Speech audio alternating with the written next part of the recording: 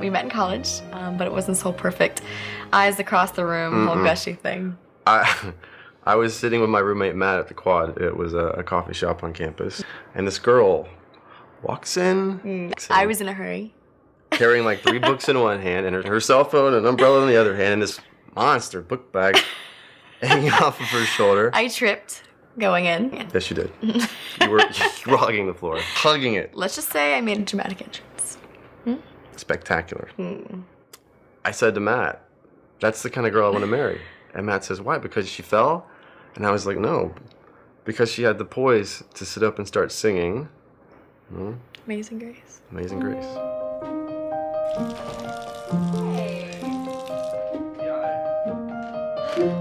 Save the day.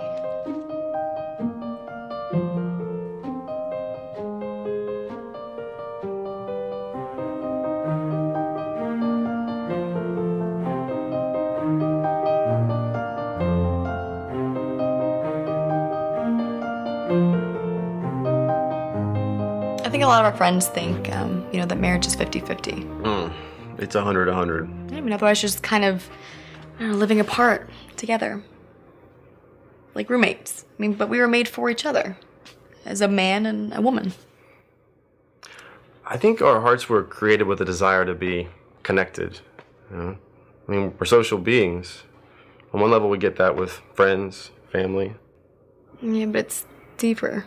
Yeah.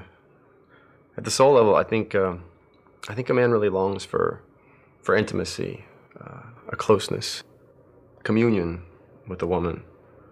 And I don't just mean physical, I mean heart and mind too. Most guys don't want to talk about this stuff, but it's real. It's the same for a woman. I mean, that connection, to be authentic, it has to be the whole person. I mean, men and women were made for each other, emotionally, sexually, psychologically. It's 2 completely different things, like hydrogen and oxygen, and combining them to make water, something entirely new and unique. But the original elements are still in it. I mean, this is the way it was designed to be, and it's not to say that, either of us is somehow incomplete. No, I mean, we're both complete as individuals, but together as a man and a woman, husband and wife. Yeah, I mean, we complete each other. I can't parallel park. She can. Yeah. Well, we're both equal, just different, like 2 different musicians in different sections of the orchestra, playing the same piece of music, but together in harmony. A duet. I mean, our sexual difference doesn't compete, it complements. And when you think about it, our bodies, every natural process of the body, sleeping, eating, exercise, we can do by ourselves. Everything but making love and having children, that depends on our difference. When a husband and wife make love, it's body and soul. It's the whole person. I don't know. I mean, we're opening ourselves to, making life. I mean, that's how we become one, and that's what marriage is. That's why it's unique to a man and a woman. I like my water analogy better. That's because you can't carry 2 in a bucket. True. I know, the truth hurts. sometimes. And just slap me next time. I know. Let it sink in. Why not? Why don't you kiss me then? No. Come on, right there. Right there for camera. Mwah. Hey. Hard?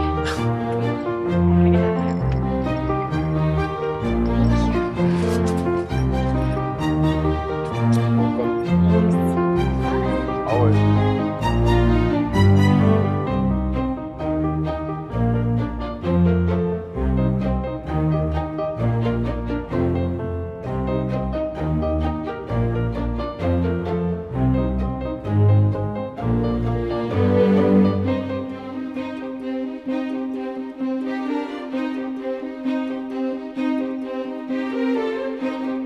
What are the differences between men and women? Men and women are equal, but we're different in ways that'll always matter. Well, there's the obvious. We're made different physically, but we're wired differently too. It's not just about biology. We're different. We share common humanity, but our sexual differences are essential to who we are. It's our identity. I mean, I'm gonna think and act differently than Carrie. My perspective, my experiences are just shaped by me being a man. Hers are naturally gonna be different, since she's a woman. We could both each be scientists or lawyers or parents, and we'd be different. And I'm no more, say, a lawyer than he would be just because I'm a woman, just distinct. And that's good. It's constructive. It makes us stronger together, more interdependent. As a couple, we both, complement each other, and we both bring something positive to the relationship. And I think being fundamentally different on just about every level is important, especially when you're talking about a family. Only I can be the dad. Carrie can only be a mom. I remember seeing how my dad treated my mom, and it really told me how I wanted to be treated as a wife. And if we have a boy someday, he'll watch Josh and see how a husband should treat a wife. So, that'd be a good example.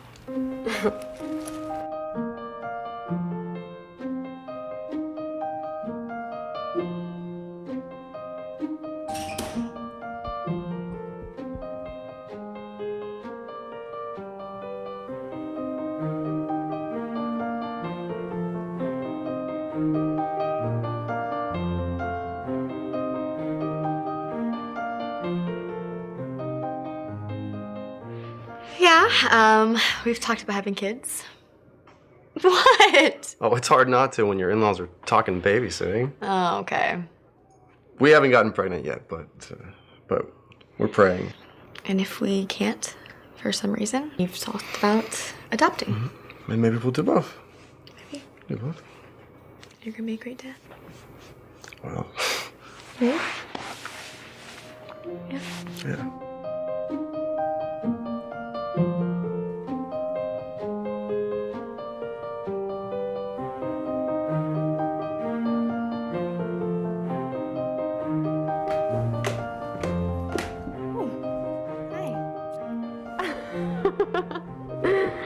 We've always known that marriage means two basic things. Mm-hmm. I just don't know how you can separate the two. I mean, they're sort of the same thing. Well, marriage means babies. I mean, we knew that going in. And we've always been open to it. But marriage also means that we get to create life together, whether we're able to have our own children or not. Every time we make love, it's like we're making life. We're giving life to one another. It's not just sex. I come alive, and there's a sense of forever in that. And I don't think a man can have that any other way. Saying that we're husband and wife is so much more than just a man and woman living together 24/7. I mean, Josh is my husband, and I have given myself completely to him. And I'm his wife, and he's given himself completely to me. It's the gift that we gave to each other, and we stood before God and said, I do. My marriage isn't mine. It's ours. Together. One. It's not only the gift for life, it's It's the gift of life, the energy, the life we draw from one another.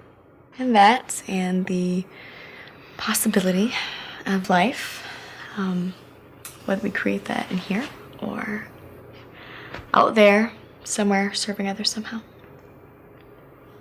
Either way, we'll be blessed. I'm already blessed. Me too.